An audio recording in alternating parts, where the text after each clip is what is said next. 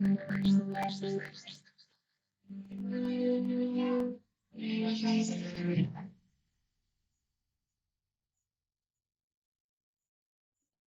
estamos en riguroso directo ya, perdonad los minutos de retraso, pero había cosillas técnicas que hemos intentado apañar y no sé si lo hemos logrado, pero bueno, por lo menos en mi canal estamos. Muy buenos días, tardes o noches, independientemente de la franja horaria de la iberofonía en la que os encontréis. Bienvenidos a mi canal de YouTube. Hoy soy Santiago Hermesilla y hoy tengo conmigo a una estrella youtuber reciente de crecimiento enorme en los últimos tiempos, una gran divulgadora y además una gran profesional de la abogacía, detrás de la cual pues estuve hace tiempo, porque veía observando también por influencia de mi madre, que en paz descanse, que fue la que más la seguía, y es una persona que ha tratado este tema que vamos a hablar bastante en sus redes sociales, en su canal de YouTube, de una manera tanto de comentarios como a nivel jurídico profesional. Estoy hablando de Begoña Gerpe. Begoña, de verdad, muchísimas gracias por aceptar mi invitación y por estar en mi casa, en mi canal. Bueno, muchísimas gracias a ti, todo un honor. Y allá donde se encuentre tu madre, sobre todo para los que sean creyentes y tienen fe, un beso muy grande porque es la que me ha descubierto para ti. Entonces, este programa Así se fue. lo vamos a dedicar a ella. Muchísimas gracias por habernos puesto en contacto y haber descubierto también a un gran profesional que no lo conocía, o sea, ya te comenté antes de empezar a grabar que yo te seguía por Twitter, pero no sabía todo el trabajo que habías hecho antes y que la verdad vengo con muchísima humildad a esta entrevista, quiero decírselo a tus seguidores. Pues te agradezco mucho las palabras de cariño hacia mi madre, porque sí, realmente fue ella la que me acercó a tu trabajo y a tu canal. Voy a leer un poco el currículum de Begoña, que aparece en su página web, para que veáis, pues, con quién vamos a compartir estos minutos en los que vamos a hablar de el impacto social y también jurídico de las leyes feministas, es decir, las leyes que se han fomentado y han acabado aprobadas desde el llamado Ministerio de Igualdad que dirige Irene Montero. Begoña Gerpe es licenciada en Derecho por la UDC, la Universidad de Compostela. Estuvo también estudiando en la Universidad de León. Es diplomada en práctica jurídica por la EPJ, decano Iglesias Corral de La Coruña y especialista en Derecho de Familia. Ejerce de abogada desde el año 2009 y desde el año 2014, si no me equivoco, es una de las pioneras dentro de la abogacía en la divulgación de temas profesionales eh, y de contenido jurídico de su especialidad, del derecho.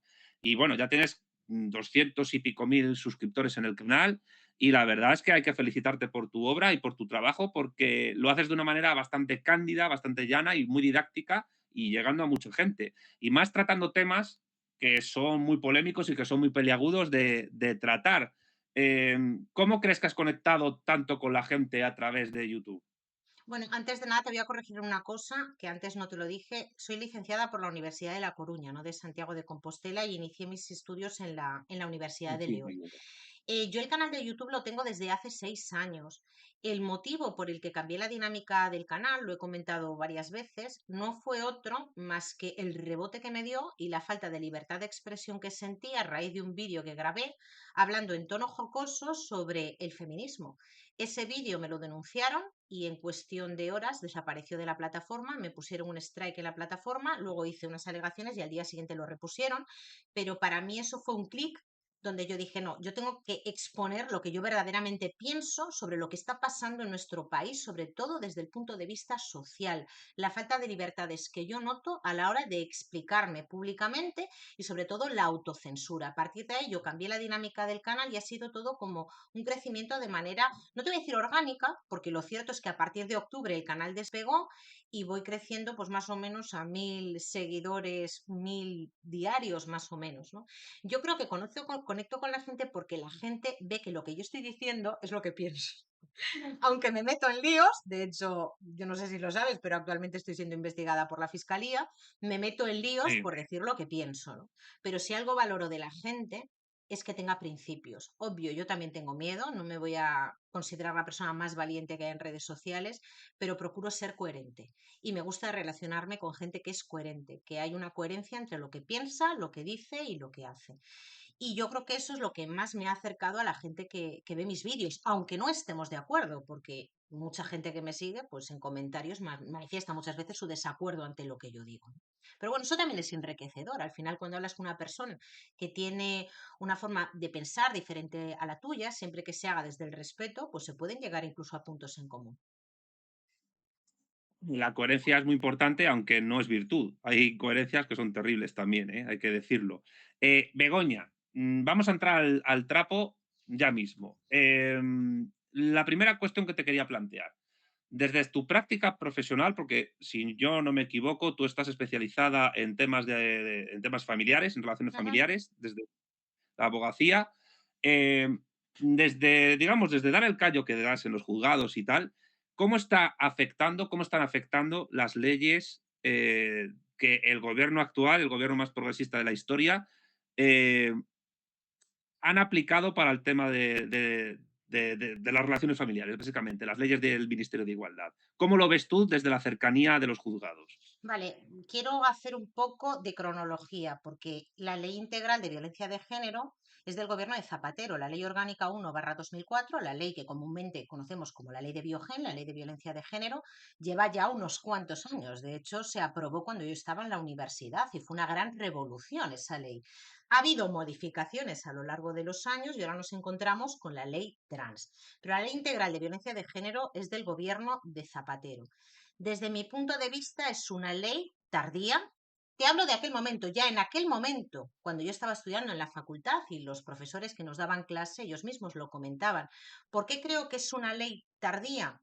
Porque no se aplica al contexto social actual. O sea, cuando hablamos de la ley de violencia de género, la gente tiene que saber que en la exposición de motivos de la ley, donde dice cuál es el motivo, valga la redundancia, de esa ley, el motivo es proteger a la mujer. Es decir, que todas las violencias que se hacen hacia la mujer se consideran la ley de violencia de género, que se hacen por el mero hecho de ser mujer. Por eso, cuando a los abogados o a las personas o a los partidos políticos nos llaman negacionistas de la violencia de género, no es que nosotros o yo en particular niegue la existencia de unas cifras, niegue la existencia de malos tratos que se pueden producir dentro del ámbito de la familia. No, no, claro que existe esa violencia. Pero yo lo que discuto es que el motivo de la violencia sea el género de la mujer. ¿Por qué digo que llega tarde? Porque efectivamente hasta el 2005 existía algo que se llamaba abandono de hogar. ¿Qué era el abandono de hogar? Que la mujer se recibía malos tratos e iba a la comisaría a denunciar, el policía lo que te decía es que tenías que volver para casa con tu agresor. A partir del 2005, eso por suerte dejó de ser un delito, el delito de abandono de hogar. Pero es que a partir de ahí, la mujer debería de ser considerada igual que el hombre y tener las mismas consecuencias legales ante los mismos hechos. Y con la ley de violencia de género que afecta nada más y nada menos que a 7 ministerios y modifica nuestro código penal, en determinados tipos penales el hombre tiene una pena mayor, por ejemplo, en las amenazas, en las lesiones leves, en las coacciones, tiene una pena mayor que la mujer. Y eso no es injusto. Cierto es que el Tribunal Constitucional ha dicho que es una ley constitucional, pero en estricto sensu es una ley totalmente desigual para el hombre y para la mujer. Eso, a lo que hay que añadir, son todas las ayudas que la mujer percibe por el hecho de ser víctima de violencia de género. Si me extiendes, me cortas, pero creo que es necesario que la gente entienda eso, sobre todo los defensores del feminismo. Vamos a ver, ¿qué es ser víctima de violencia de género? O dicho de otra manera, ¿qué es ser víctima? Cuando una persona es una víctima es porque tiene una sentencia condenatoria donde se reconoce su agresor y hay una pena. Entonces es en ese momento cuando la persona puede decir que ese es un delincuente y yo soy una víctima. Pero eso no ocurre con la ley de violencia de género. En el momento en el que una mujer denuncia sin necesidad de probar en absoluto la culpabilidad del otro, ya tiene la condición de víctima. Es más, sin necesidad de presentar una denuncia con un informe de servicios sociales, ya tiene la condición de víctima y con esa condición de víctima puede acceder a ayudas sociales y a otro tipo de ayudas como la movilidad geográfica. Cuando hablamos de, pues en trabajo, el Ministerio de Trabajo también ha sido afectado por la ley de violencia de género. Entonces eso es injusto y eso es lo que yo cuestiono. No cuestiono obviamente las muertes, pero también me gusta poner en relación la cantidad de habitantes que somos en España con las cifras que hay de violencia de género. Son muy pocas. No estoy diciendo que no tengan valor esas vidas, claro que lo tienen, pero teniendo en cuenta la población que somos en España y las cifras, pues no podemos hablar de lacre, no podemos hablar de lacre.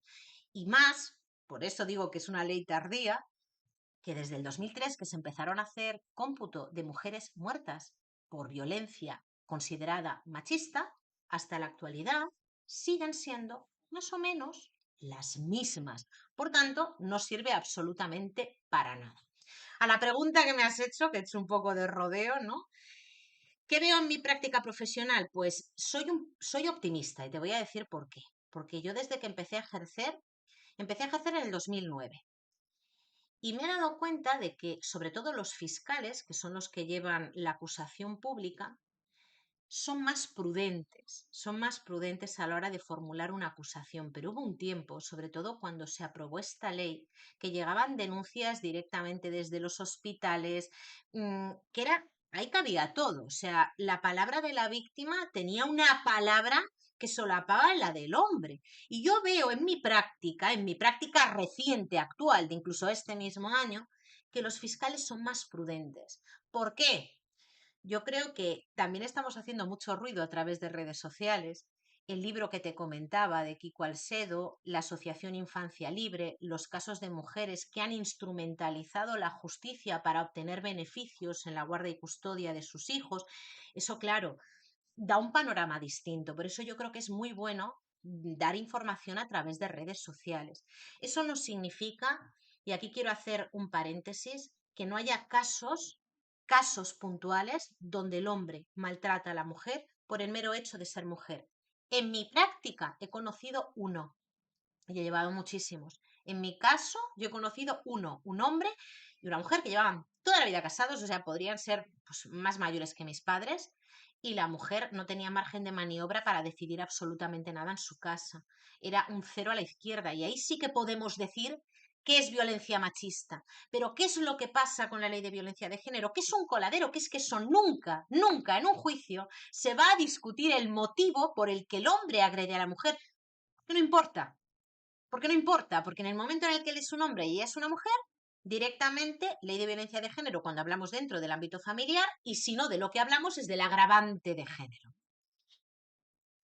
Yo cuando traje a Experto en Igualdad, que es otro youtuber que lleva mucho tiempo criticando, pues, a nivel, digamos, también jurídico y sociológico, esta cuestión de las leyes feministas, hablamos del término de delito de autor. Eh, Básicamente, esta ley, en concreto la Ley Integral de Violencia de Género, ha instaurado en España el delito de autor, que implica una discriminación sobre el presunto culpable, en este caso es el varón, por este tipo de delito. ¿Tú crees que esto implica, entre otras cosas, la instauración de una desigualdad jurídica ante la ley del varón con respecto a la mujer? Claro, es como te digo, es que hay tipos penales. Debería de haberme traído el Código Penal para ponerte ejemplos, pero tu audiencia lo puede ver perfectamente buscando el delito de lesiones leves, el delito de coacciones y el delito de amenazas. El hombre tiene una pena superior a la mujer ante los mismos hechos. Salió una sentencia, creo que era del Tribunal Supremo, ¿no? Que al final asentaba una condena muy diferente para el hombre y para la mujer, cuando la agresión además era totalmente desigual. Era en una discoteca, habían salido él y ella le daba una patada a él la empujaba, ella le daba una patada, y al final el que recibía mayor condena era el hombre, a pesar de tener lesiones peores que ella. Pero porque la ley lo dice. Claro que se instaura una desigualdad. Y esto lo que provoca en la sociedad es que se alimente todavía la postura contraria. Es decir, si ya antes había gente machista, esto lo que provoca es un odio exacerbado hacia la mujer. O sea, es que totalmente en contra. Y es lo que está pasando también con la ley trans. La gente se va polarizando cada vez más, porque no deja de ser una injusticia. Y el efecto al final es que luego la gente no se cree nada. Luego sale una mujer que es víctima de malos tratos y dice, no, es que está mintiendo, es que lo hace por dinero, es que lo hace por la custodia, es que lo hace por tal. Entonces esto yo creo que debería de modificarse de alguna manera. No creo que próximamente esto vaya a ocurrir, porque si gana las elecciones el Partido Popular Feijóo ya ha dicho varias veces que él considera que no hay ningún problema con la ley de violencia de género, pero claro, yo creo que la gente es consciente de esto, sobre todo la gente que es defensora de esta ley, cuando en su casa tiene un caso así. Porque piensan, yo muchas veces lo he hablado con mi familia, yo lo he dicho públicamente, mi familia es más bien de izquierdas que de derechas, ¿no? O lo que se considera ser de izquierdas, ¿no? Cuando eres votante del Partido Socialista o de Izquierda Unida, pues eres de izquierdas. Esa distinción está rota ya. Ya no Ya, sirve bueno, para pero entender te el quiero mundo. decir, votantes y defensores de toda esta doctrina woke que nos viene de fuera, ¿no? Y hace poco, hablando con Sí, un tío mío, el verano pasado, me decía, es que un hombre maltratador, lo dijo así en el bar, un hombre maltratador no puede tener consigo a sus hijos. Y yo le digo, vale, esa frase así, yo te doy la razón. Ahora, ¿qué es un hombre maltratador? Claro, y en su cabeza un hombre maltratador es alguien que le pega una bofetada, que la insulta, que la denigra, que tal. Digo, no, pero tú sabes que un hombre, si insulta a esta mujer, los dos se están insultando, que no lo defiendo, ¿no? Pero las relaciones de pareja son complejas, y más cuando la relación está rota. Y esto yo lo vivo todos los días, ¿eh? Y ella a lo mejor le dice algo, y él le dice algo más fuerte. Y entonces ella le dice, eres un hijo de pu. Y él le dice, pues tú eres una zorra y un hijo de pu también. Y lo dice por WhatsApp. Coño, lo que ha dicho ella no es delito, son vejaciones injustas. Lo que ha dicho él ya es un delito. Por eso te digo que ahora veo que los fiscales, cuando les llega esto, dicen, no, bueno, esto es un tema civil, son discusiones entre la pareja, pero yo antes he visto pasar esto muchas veces como juicio rápido y una sentencia condenatoria. Y esto es muy grave. Y claro, yo ahí le decía a mi tío, ¿a ti te parece que esa persona, en el momento en el que la otra parte, la mujer, le presenta una denuncia, se pase un tiempo en el calabozo porque además de eso se pueda entender que hay una amenaza y al día siguiente pase a disposición judicial y que el abogado de turno de oficio que le toque o el abogado privado le diga a esa parte, mira, lo mejor que puedes hacer es conformarte, que te reduzcan un tercio la pena? Y es más, ¿sabes lo que pasa desde que entró en vigor la Ley Orgánica 821 el año pasado? Que cuando hay un procedimiento abierto, no sentencia, no condena, solo procedimiento abierto, salvo que el juez emita un informe que diga que no hay peligro para los menores el estar en compañía de su padre, puede pasarse nada más y nada menos que 12 meses mínimo, mientras se dilucida ese procedimiento como vaya por procedimiento abreviado, sin ver a sus hijos. Entonces ya vamos a flexibilizar un poco lo de los maltratadores no pueden tener consigo a sus hijos. Claro, primero habrá que demostrar que esa persona es un maltratador, digo yo, no suspender el régimen de visitas de manera temporal. Entonces, claro, yo lo que me doy cuenta, esta semana hemos visto dos acontecimientos horribles donde las dos mujeres han perdido su vida, uno por se está investigando al hermano y el otro el que fue su pareja, y yo veía a los periodistas diciendo, ¿qué estamos haciendo mal? ¿Qué estamos haciendo mal? Bueno, no es que estemos haciendo nada mal.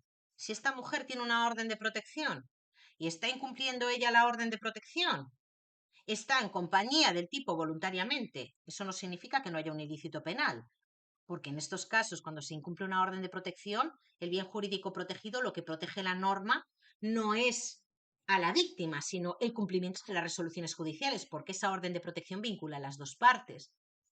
Pero al final, aunque le hubieran llevado detenido a él, si ella después quiere retomar la convivencia, ¿qué hacemos desde la justicia? ¿Le anulamos la voluntad a esa persona? ¿Encerramos a la mujer en una jaula? ¿La metemos a ella en prisión? ¿La obligamos a hacer terapia? Es que son muertes que no se pueden evitar. ¿Qué pasa? Que los políticos juegan con esto.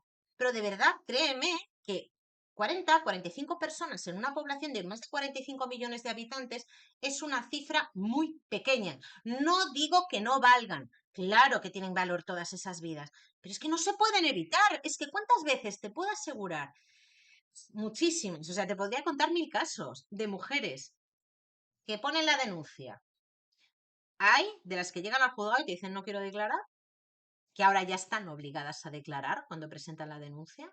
Antes podían negarse, pero ahora ya están obligadas a declarar, pero que te empiezan a decir, es que quiero quitar la orden de protección, es que es muy bueno, es que solo cuando bebe, es que tal, es que cual.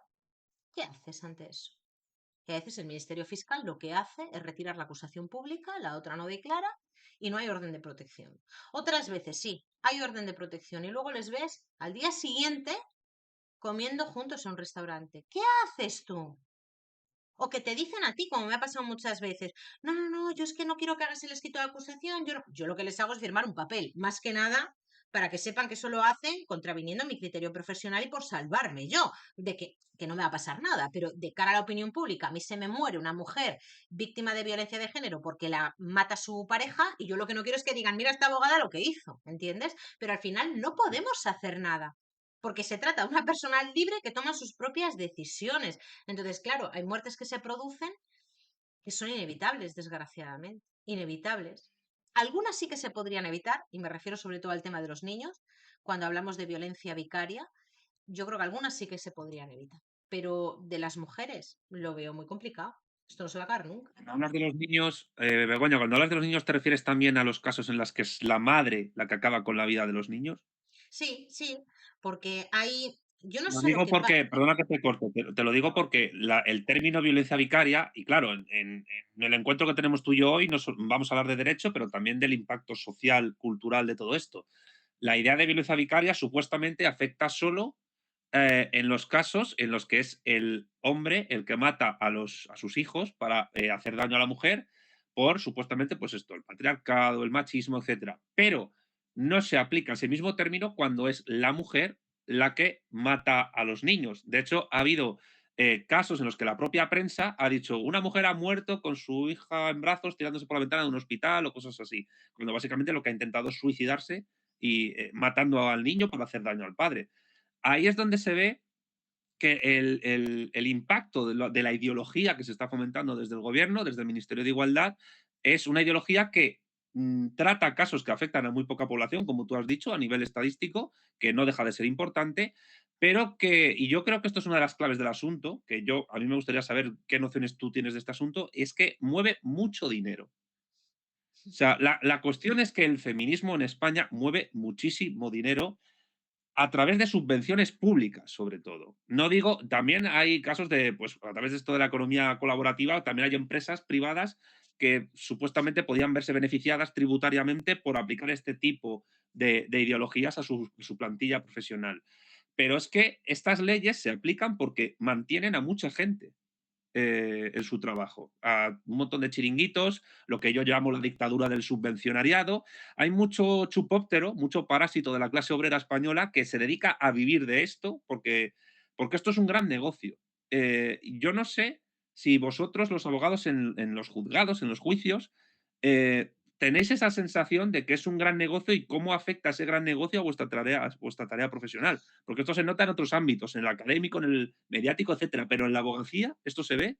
Pues mira, te voy a decir una cosa, es que la mujer víctima de violencia de género no tiene que pagar abogado.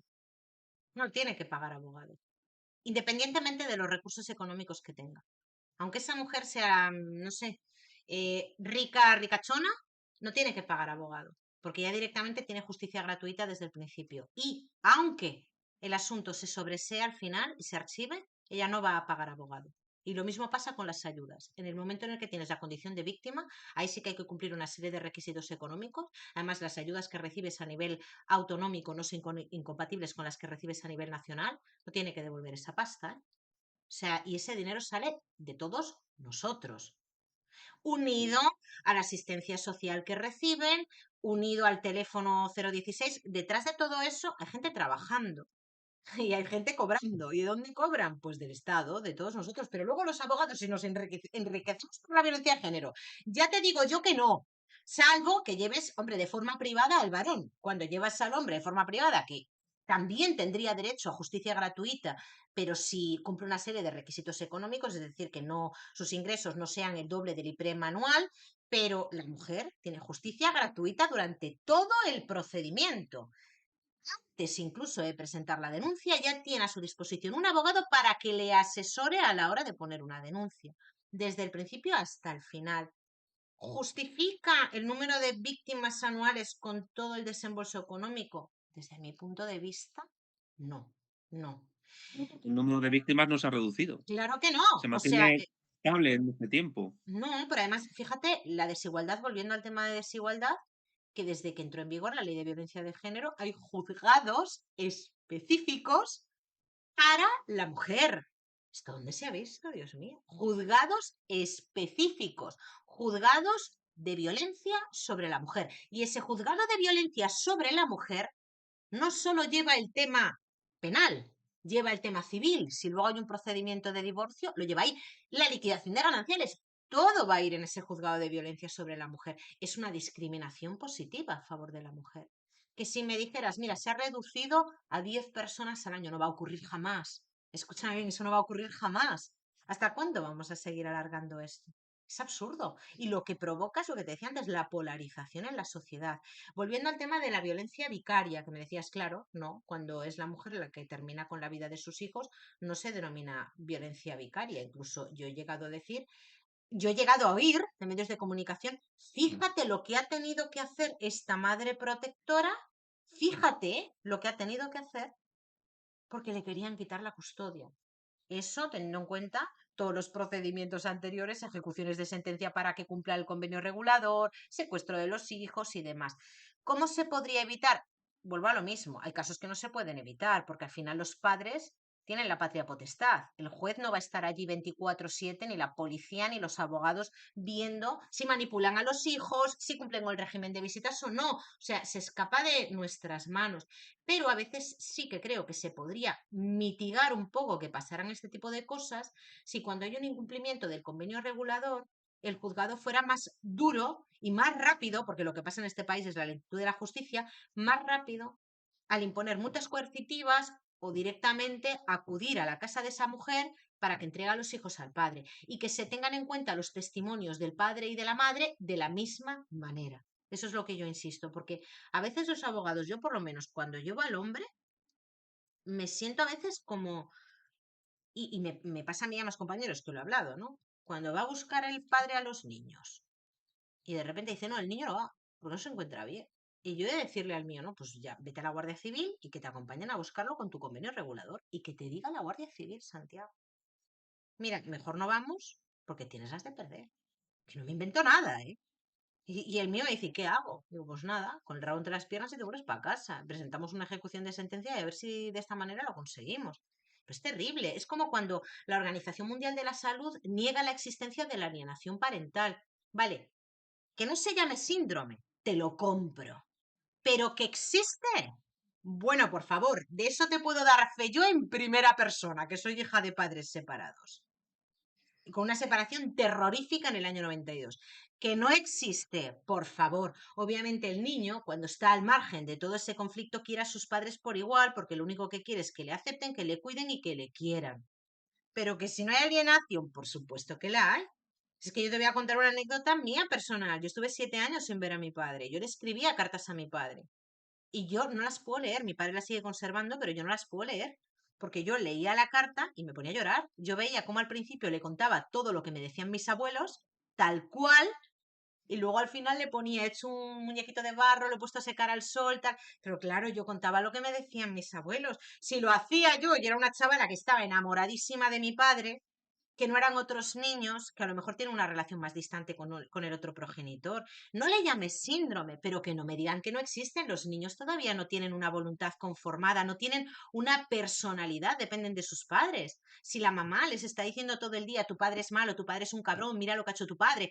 Otra cosa que quiero decir y que no se me olvide, porque seguramente nos está viendo mucha gente, que la gente que está en un procedimiento de divorcio y de separación, por favor, que se alejen de los abogados que pleitean igual en un procedimiento de familia que en un procedimiento penal. Que se alejen, porque en un procedimiento de familia no hay ganadores ni perdedores. De lo que se trata es de que la ruptura sea lo más pacífica posible. Que hay gente que al final consigue un abogado que es el que más alimenta todavía la tensión y se olvidan de que hay niños por el medio, que son los que sufren. Yo no concibo que cuando yo estoy hablando con la mujer o con el hombre, me da igual, esté el niño presente. No lo concibo. No lo concibo. Y hay abogados que sí, que escuchan a los niños, y a mí eso me parece terrorífico. Y cuando oigo a las madres decir, o al padre, me da igual en este caso, es que el niño tiene derecho a saber la verdad. No, el niño no tiene derecho a saber la verdad. El niño tiene que estar al margen de todo esto, y tú que has tenido un hijo, te lo tienes que tragar, tío o tía, y deja al niño al margen. Ya cuando sea mayor, ya sacará sus propias conclusiones. Porque vamos, yo veo a padres que se están todo el día preocupando de que no se enteren de que el rey mago tal o de que cual, pero luego para decirle tu padre es esto y me puso los cuernos y esto y esto y esto y esto, no les duelen prendas. Parece muy sintomático que hayas dicho que, que desde un organismo de la ONU se esté negando el síndrome de Sí, alienación parental. sí, sí, se niega No, lo me que es parece muy el sintomático concepto porque de estas políticas síndrome. vienen. Claro, claro, porque estas políticas vienen de ahí también. Oye, Begoña, ¿cuántos abogados estáis trabajando para que los niños no estén presentes en ese tipo de situaciones? Pues no ¿Os lo estáis sé. organizando para que no ocurra? No, yo lo hago a título personal. Yo lo hago Pero a no tenés a ningún compañero que esté en la misma línea que tú en esto, ¿no habláis de esto? ¿No estáis pensando en ¿Sabes qué organizaros de alguna pasa? manera para que esto deje de ocurrir?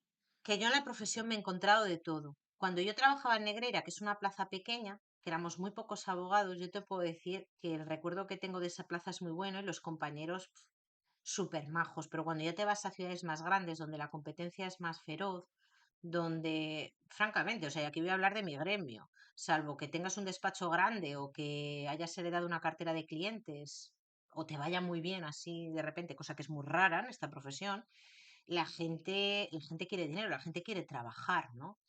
Y yo lo veo, y sobre todo en los abogados más jóvenes y las abogadas. Aquí sí que tengo que decirlo, lo siento con mis compañeras, no todas, pero yo en familia me he encontrado, que nunca me ha pasado en Negreira, insisto, pero me he encontrado con abogadas de tener que colgarles el teléfono. O sea, que me hablan como si yo fuera el marido o la mujer. Digo, no, que te estás equivocando, tía, que esto no es un procedimiento penal ni aunque lo fuera. O sea, que si las partes no pueden hablar y tú, cuando me intentas proponer una negociación, lo que haces es intentar convencerme con los argumentos de tu cliente, vamos a ir mal, porque en una negociación es yo llego hasta aquí, tú llegas hasta allí, pero se tiene que hablar de una manera asertiva y no entrar, pues, en ese conflicto que tienen las partes, porque no te compete ni a ti ni a mí. ¿A dónde voy con esto? Pues que mucha gente, no muchos, pero me ha tocado que con tal de, yo qué sé, de quedar bien con el cliente y de que el cliente les vea peleón a muerte, se olvidan de todo y para justificar sus honorarios te mandan cada correo electrónico que dices, pero ¿qué es esto? O sea, es que el tuyo es malo, es que el mío es bueno. Es que ahí es donde se gesta muchas veces el problema. Es que el tuyo es el malo, es que el tuyo, que me da igual que sea el malo. O sea, vamos a ver si somos capaces de acercar posturas por los niños. Me he encontrado gente muy razonable, pero también me he encontrado gente que puedes alucinar, ¿eh? O sea, puedes alucinar cómo son algunos compañeros en este tema, ¿eh? Puedes alucinar. No me figuro. En todas partes cuecen habas, ¿no? En todas las profesiones. Begoña, yo he hablado con, bueno, experto en igualdad, Álvaro Bernat, gente que se dedica a la abogacía como tú y que también difunde en YouTube y otros que no. Hemos hablado del delito de autor y hemos hablado de, has dicho tú el término discriminación positiva. Yo quiero preguntarte por el tema de la presunción de inocencia. ¿Por qué?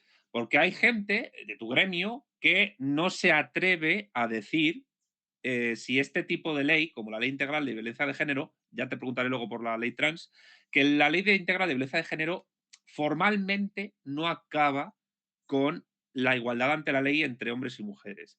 Y además que no acaba con la presunción de inocencia realmente.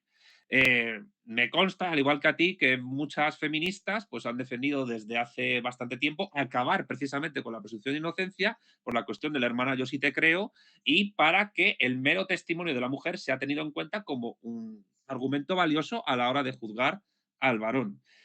Lo que yo te quiero preguntar, bueno, y también conozco alguna que otra abogada feminista que niega también que la presunción de inocencia haya quedado, digamos, rota por esta cuestión. Pero ahora, desde tu perspectiva, tanto profesional como analítica, ¿tú crees que la ley integral de violencia de género en España ha roto la presunción de inocencia de los hombres?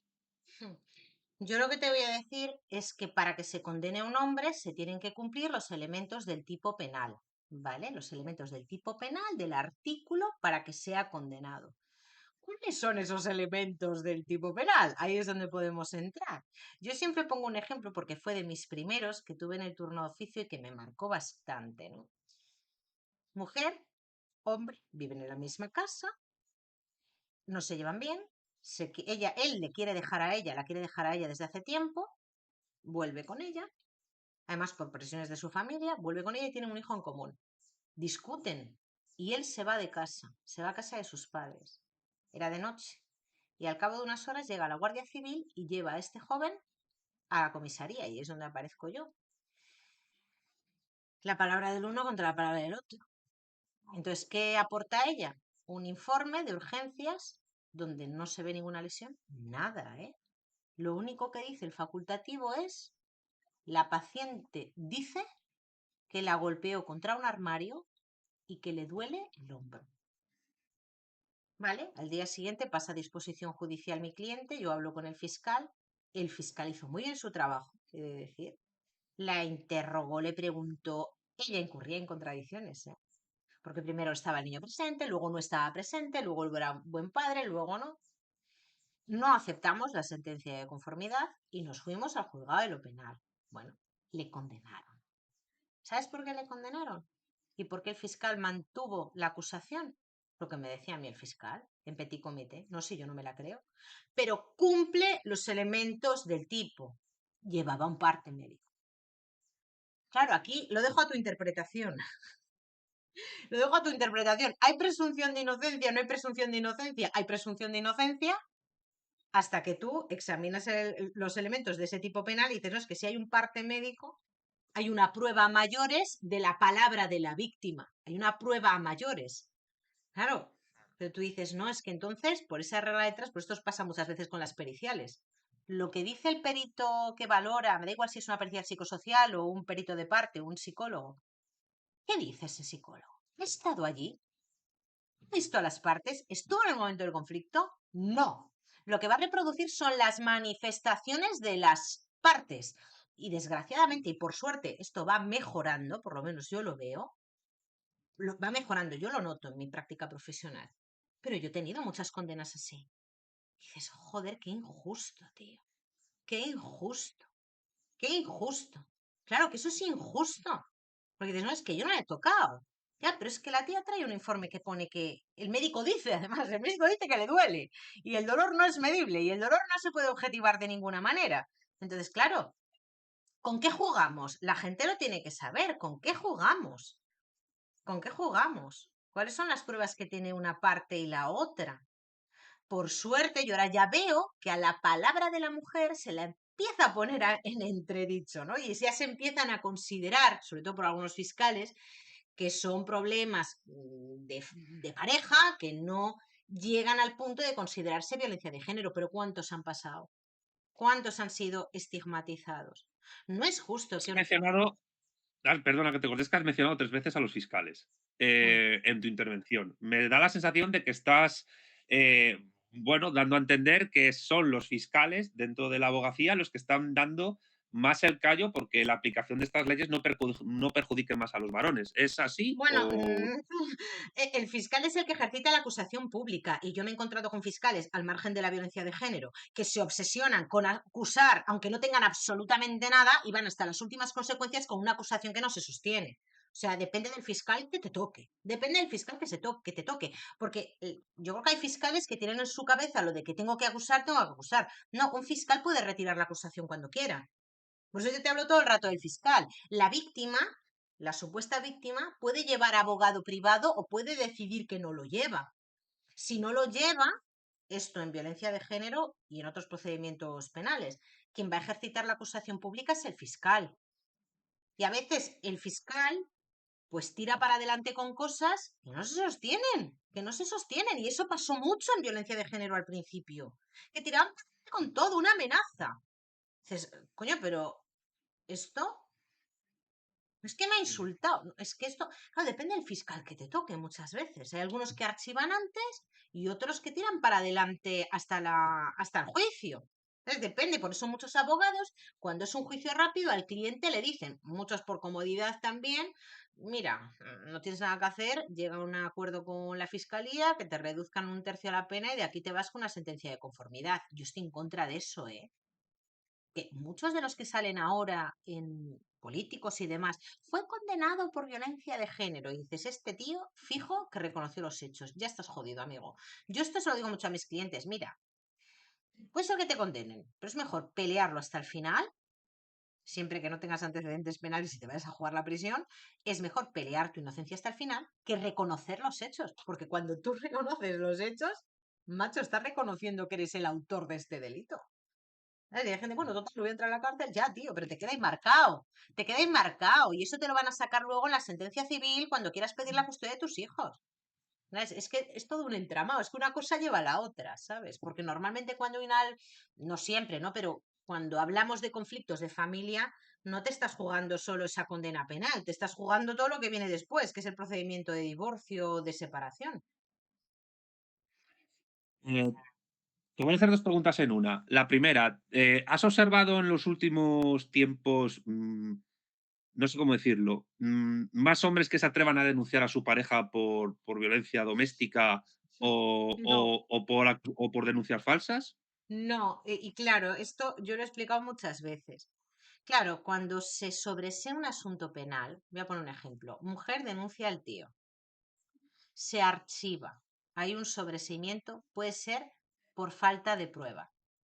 El sobreseimiento puede ser libre o provisional. Libre es que ya no se puede abrir ese procedimiento más. Lo estoy diciendo de una forma sencilla para que todo el mundo lo entienda. Provisional significa que ese procedimiento se puede volver a abrir si aparecen pruebas nuevas. El sobreseimiento, voy a decir que, por lo menos en mi caso, siempre ha sido provisional. Si hay un sobreseimiento provisional, aunque el hombre quiera accionar por denuncia falsa, yo no puedo hacerlo porque hay un sobreseimiento provisional, no un sobreseimiento libre. Pero aunque nos encontremos con un sobreseimiento libre, el hombre, para presentar una denuncia por acusación falsa, tiene que pagar de su bolsillo un abogado y un procurador y enfrentarse a otro procedimiento judicial. Y las garantías no son muchas, porque te voy a contar algo. Un procedimiento se puede archivar y eso no significa que la denuncia sea falsa. Tú para demostrar que esa denuncia sea falsa no te vale con el archivo. Tienes que demostrar que el ánimo de la persona que te ha denunciado, con conocimiento de falsedad, ha presentado esa denuncia. Y eso es muy difícil de demostrar. No es, ay, se ha archivado denuncia falsa, no, porque se pueden archivar muchos procedimientos penales por falta de prueba, por no saber perfectamente quién es el autor de los hechos, pero no porque sea falso. Claro, entonces, por eso dicen, no, las denuncias falsas, es que esto a mí me hace una gracia y a la vez me pone de una mala leche. Es que el porcentaje de denuncias, y esto te lo dicen fiscales, el porcentaje de denuncias falsas es un 0,01%. Le dices tú al paisano, a Manolo, que le han sacado del taller, que lleva 24 horas en el calabozo, que le han puesto a disposición judicial después de haber pasado el fin de semana ahí, que se archiva el procedimiento, bueno, si está en el calabozo no se va a archivar, va a ir por juicio rápido, o que vaya por procedimiento abreviado y después de 2 años se archive, le vas a decir a Manolo que ahora se paga un abogado, ¿vale? Y un procurador para iniciar un procedimiento contra la tipa, con la que seguramente va a tener luego problemas con la custodia de sus hijos, que se gaste ese dinero y además si eres un abogado en esto le vas a decir, mira, es que se archive un procedimiento no significa que sea falso. Tú tienes que demostrar el ánimo de ella a la hora de presentar, que con conocimiento de la falsedad de los hechos ha intentado... Es dificilísimo demostrar eso. Dificilísimo, porque si no, por esa regla de tres, cada vez que pierdes un procedimiento penal fuera una denuncia falsa. Ahí está el kit de la cuestión con las denuncias falsas. Y que Fiscalía no hace nada, ¿eh? Porque muchas veces la Fiscalía sabe que esa denuncia es falsa y no, de oficio, de oficio no hacen nada. Voy a conectar esto con la ley trans.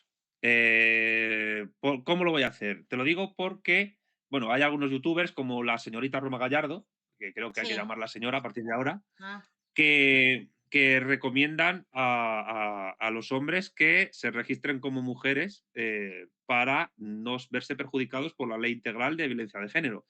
Y parece que en algunos casos la ley trans ha venido en rescate de algunos hombres pícaros que han decidido decir en el registro con su mera voluntad, sin tener que probar mediante ningún informe médico ni nada, que son mujeres, que de esta manera, pues en el caso de que entren en un conflicto doméstico con su pareja mujer o expareja, lo que sea, pues no les perjudique por esta cuestión de la presunción de inocencia que hemos hablado, ni por el delito de autor, etcétera.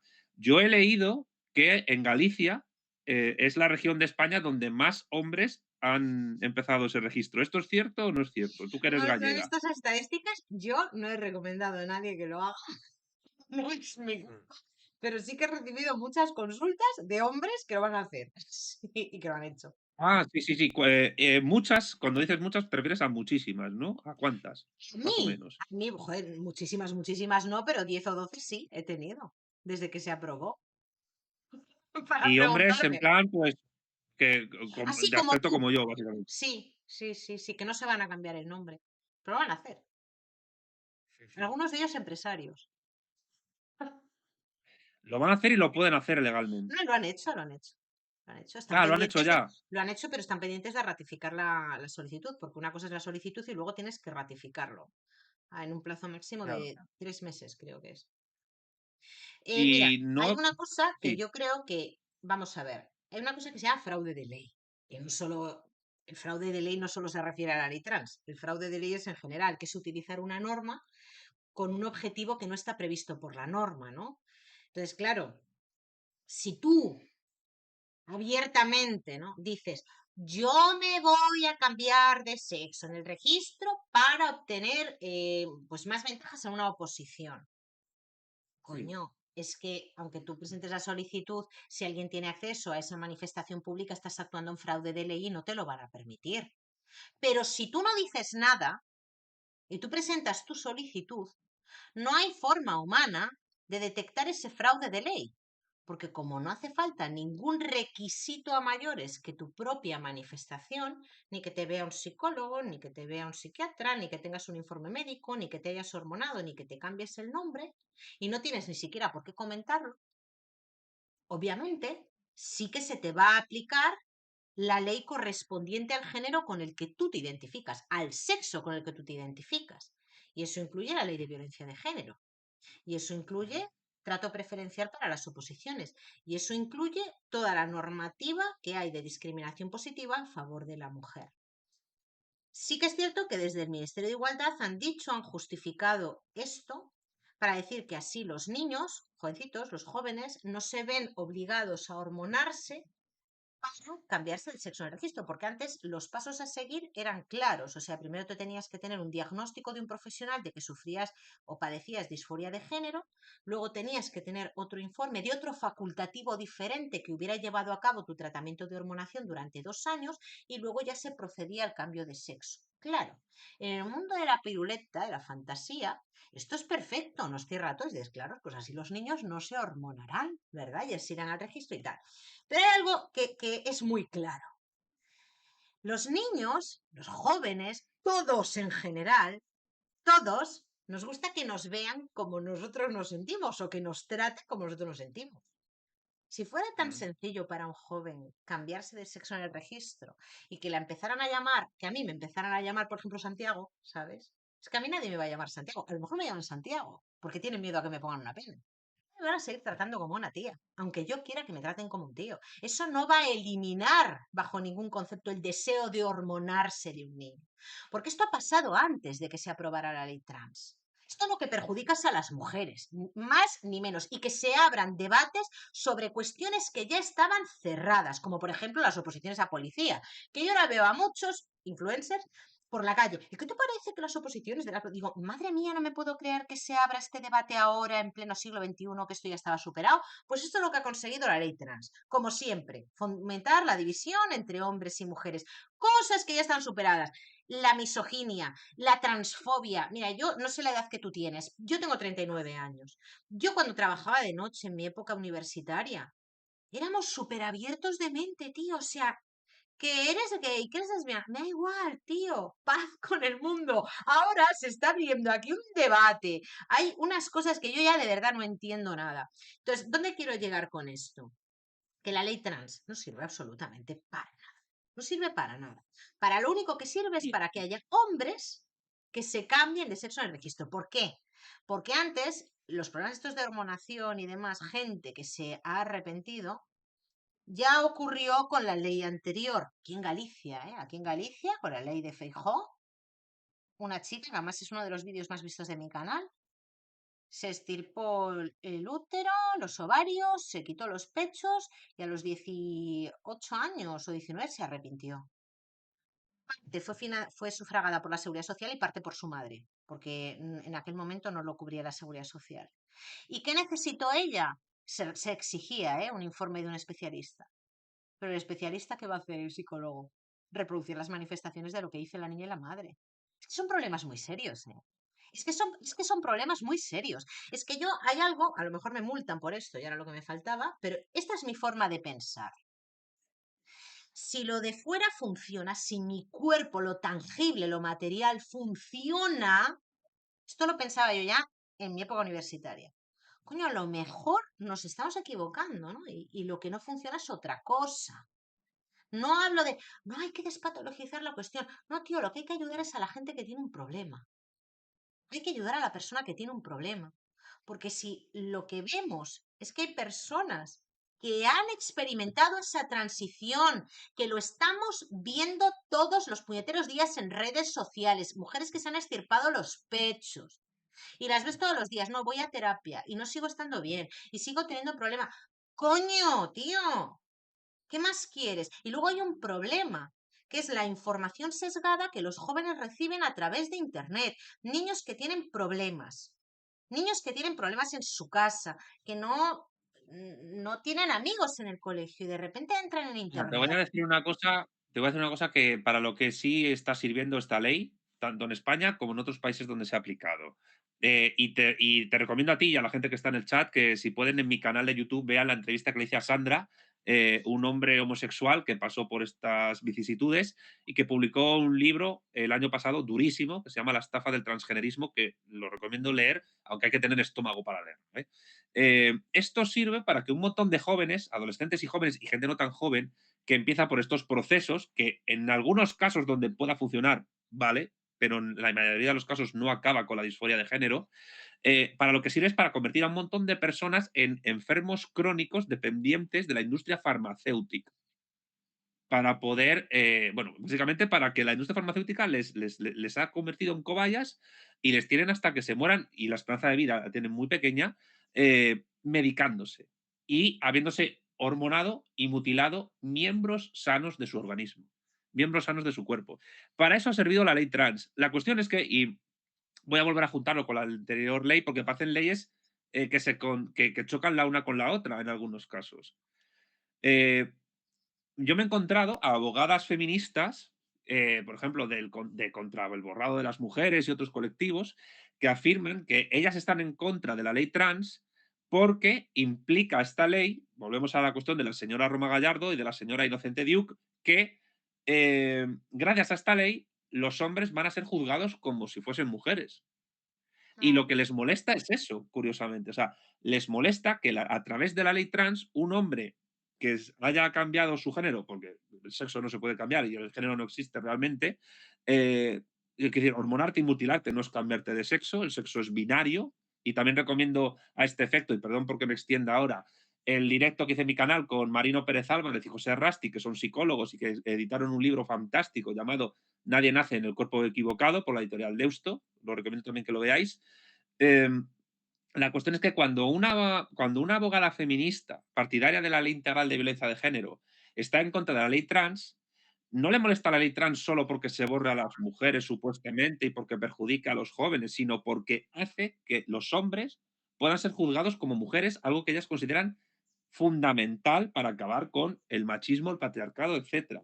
Con lo cual, ¿qué ocurre? Pues que la ley trans se ha convertido en el subterfugio para algunos hombres para salirse de la, digamos, de los efectos de la primera ley que hemos tratado. Pero es que al mismo tiempo la segunda ley, y aquí ya me gustaría ver si tú has tratado en temas de familia que tú tratas, cuestiones que tienen que ver con la ley trans, la ley trans también está perjudicando a mucha gente porque está impidiendo que los padres puedan ejercer su autoridad sobre los hijos y está condenando a una vida de bastante sufrimiento a la gente que decide iniciar determinados procesos que son irreversibles, como son amputarse miembros sanos de su cuerpo. Mm. ¿Tú has visto esto en Yo, tu profesión? yo no he llevado a nadie de momento, por suerte, que tenga hijos que se sientan de otra manera. No, no he llevado a nadie así. Pero Mm. quiero comentarte algo. A colación de lo que dices de las mujeres feministas que están en contra de que un hombre que ha nacido biológicamente hombre, aunque se cambie de género, se le aplica la ley de violencia de género. Obviamente, si tú te cambias de sexo en el registro, pues se te aplicará la ley conforme al género sintiente. Pero habría que abrir un nuevo debate, esto es una cuestión de doctrina y jurisprudencia, de diferenciar, porque nuestro Tribunal Supremo lo diferencia, el agravante de género, que son esto que se llaman estereotipos, ¿no? Y otra cosa es el agravante de sexo, que va relacionado con la biología. Tengo que indagar más en esto porque ayer, pensando en esta entrevista, digo, quiero buscar esa sentencia, al final no me dio tiempo, pero si la encuentro te la he de pasar, que distingue el Sí. Tribunal Supremo el agravante de género y el agravante de sexo, de forma tal que enfrentándose a una situación que todavía no se ha dado en este país al amparo de esta nueva ley, que un hombre que se cambie de sexo, de sexo en el registro me refiero, pero que mantenga pues su corpulencia y que la va a seguir manteniendo por lo menos la fuerza física, porque eso dependiendo de cuándo haga la transformación, si hace la transformación con tu edad, va a seguir manteniendo su cuerpo por mucho que se hormone, sí se podría aplicar en ese Ya no, caso el yo agravante no de he vuelto sexo. atrás con mi edad, ¿eh?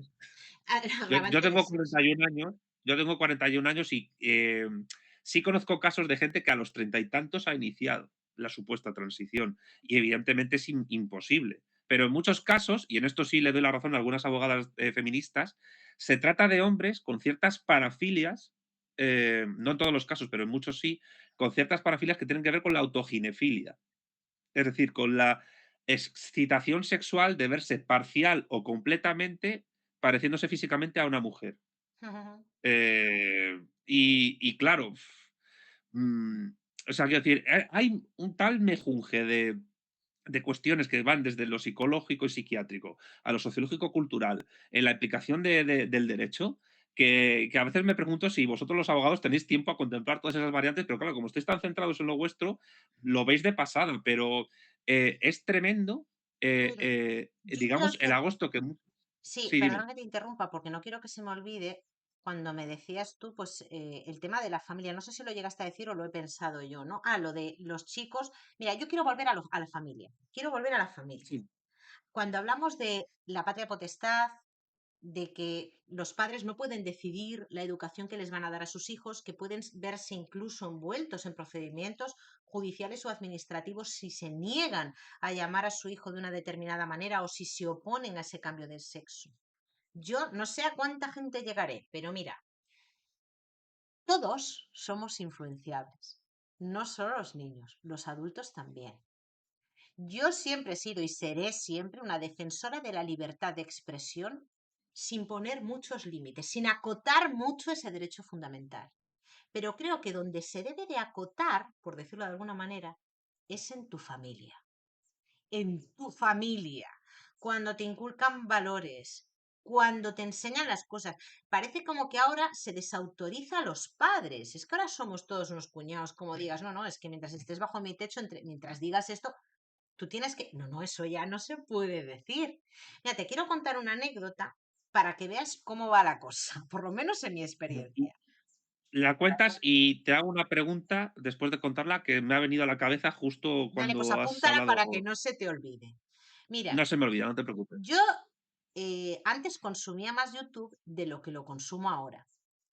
Y yo consumía mucho canales que tenían que ver con deporte y alimentación. Y te hablo de 32, 33 años que tenía, ¿eh? O sea, no 20, no 20, ¿vale?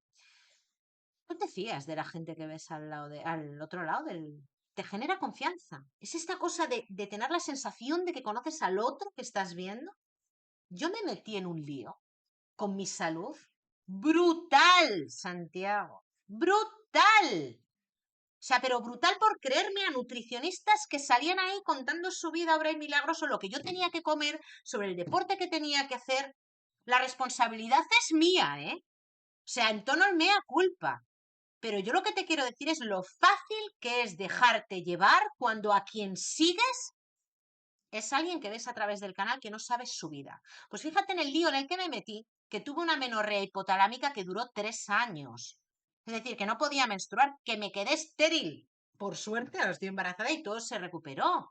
Pero yo me metí en un rollo donde yo iba contrastando toda la información que me venía, sin ser yo nutricionista, Acabé perdiendo mucho peso, me dediqué a correr carreras sin tener un profesional al lado. ¿Qué te quiero decir con esto? Si a mí esto me pasó con 32 años y como a mí, a muchísimas mujeres, que yo esto lo comentaba en el gimnasio y todas las que estábamos rajadas, marcando abdominales, todas con el mismo problema.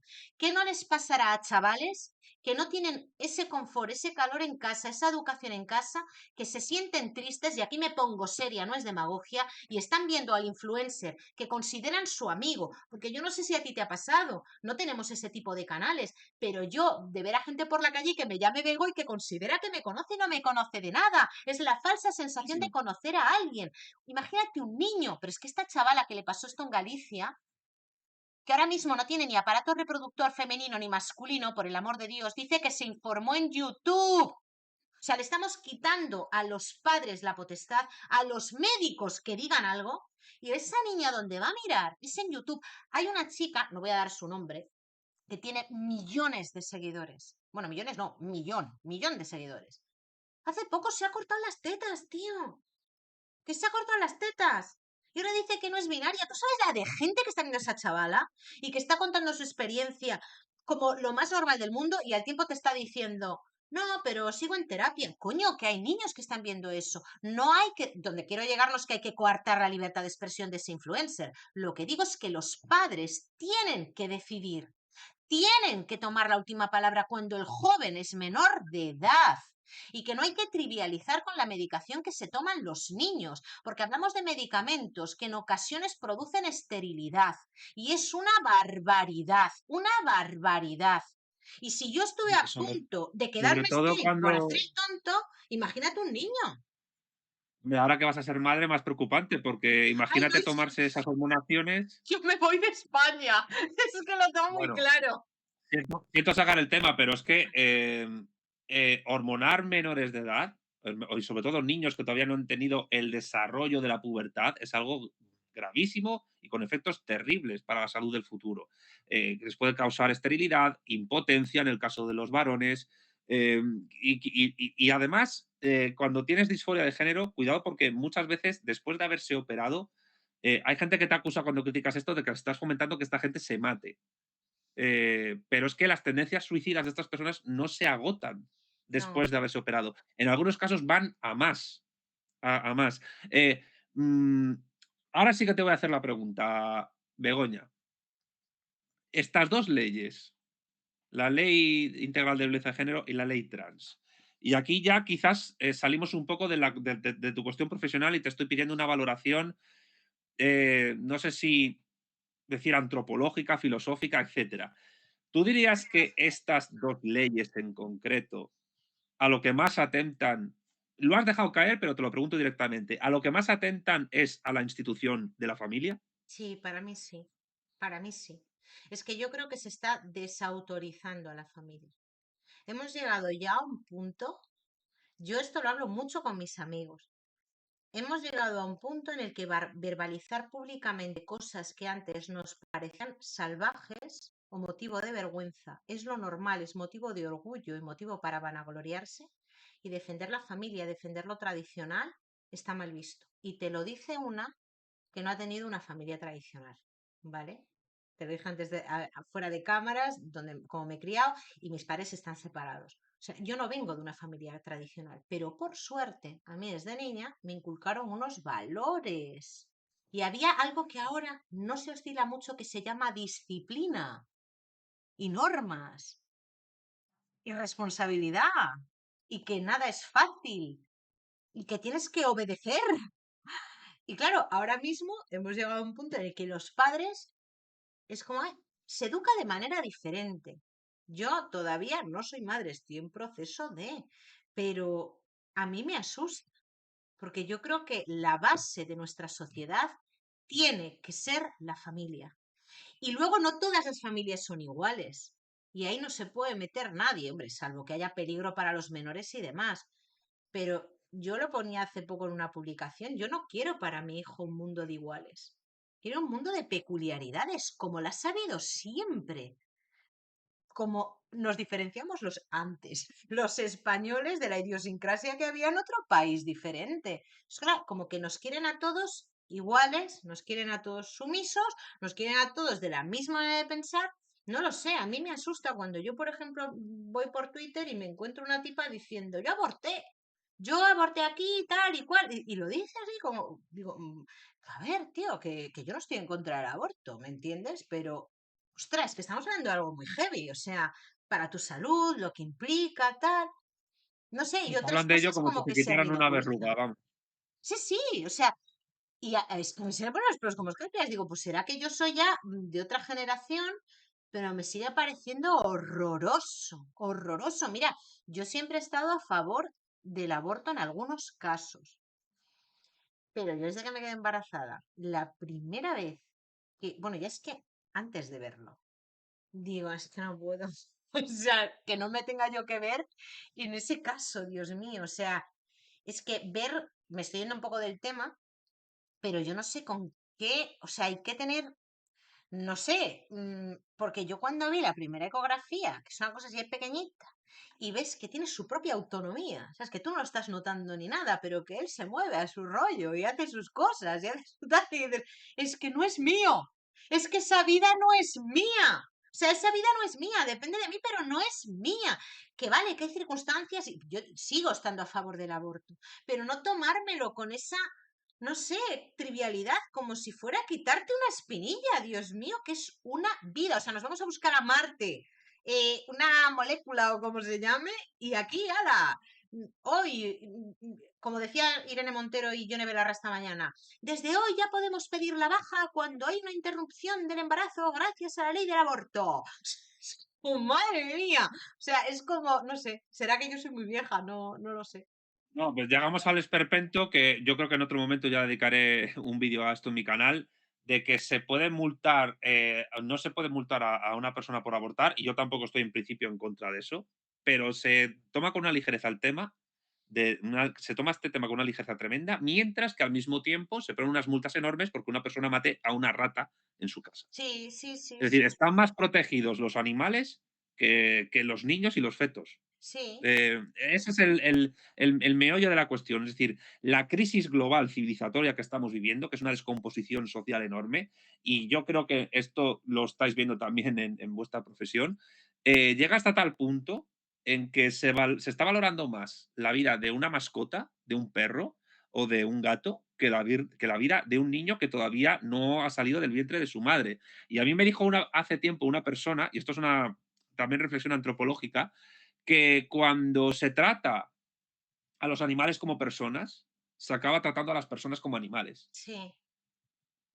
Yo, mira, fíjate que cuando entró en vigor la ley de bienestar animal y lo del cursillo, que aunque luego sea un trámite administrativo, ¿no? Pero que tengas que hacer un cursillo para saber cómo cuidar un perro o un canario o lo que puedas tener de mascota.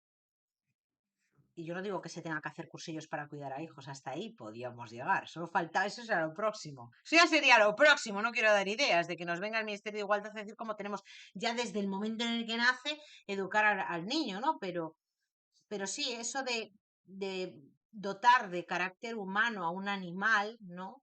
Pues a mí me parece sangrante, ¿no? O sea, ver cómo hay, sobre todo esto yo lo veo con mujeres, ¿no? Que no han sido madres y tienen una mascota y lo tratan como un hijo. Oye, yo no soy quien para juzgar a nadie, ¿sabes?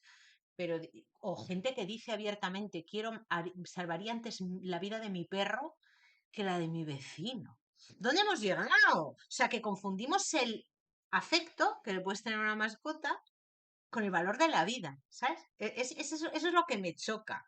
Porque claro, Una mascota, pero vamos a ver, una mascota no, quiero decir, no es una persona, no es un ser humano. No se le puede tratar de manera igual, pero hay gente que lo hace.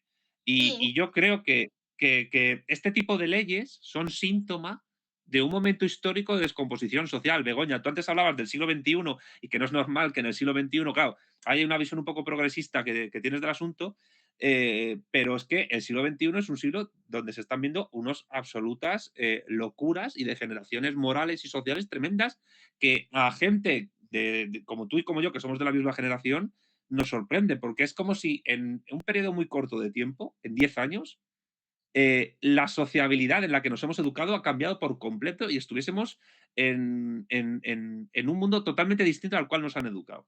sí, Evidentemente, a un chico o una chica que tenga 20 años menos que tú y yo, pues les parece algo de lo más normal. Y no te digo lo que le puede parecer a gente de más edad, tus padres o los míos, pero nos han cambiado el mundo completamente, de una manera completa. Nos han educado para una sociedad que ya no es aquella que habíamos asimilado como tal. Y encima, si la criticamos, se nos señala, Mm. e incluso se nos puede, bueno, ahora se llama cancelar, pero es básicamente llevarnos al ostracismo social y profesional, que también ocurre. Eso es lo que me ha pasado, quiero decir, a mí.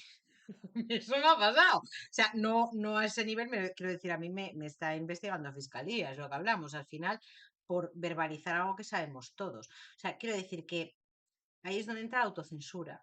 Yo, las pocas veces que voy a un bar y sociabilizo con gente más allá de la gente que conozco, me doy cuenta, como chavales de tu edad y tal, con un rollo que digo, tío, estás mintiendo.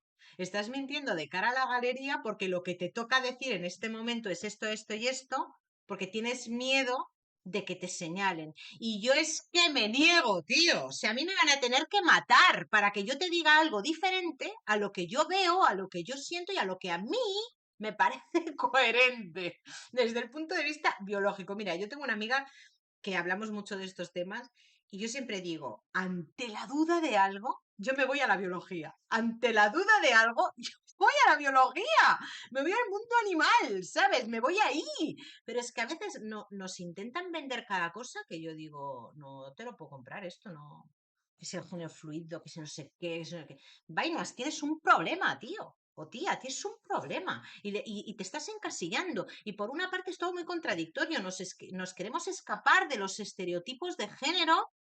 El feminismo se quiere escapar de los estereotipos de género, que muchos de ellos encuentran su apoyo en la biología del ser humano, pero se quieren escapar de esos estereotipos, pero cuando hablamos de la ley trans, volvemos nuevamente a los estereotipos. ¿Qué es sentirse mujer o sentirse hombre? O sea, yo quiero saber qué sientes tú como hombre. Porque yo no te puedo explicar qué siento yo como mujer. Yo sé que soy una mujer desde que nací y que hago algunas cosas que otras mujeres también hacen y me gustan otras cosas que a otras mujeres les gustan.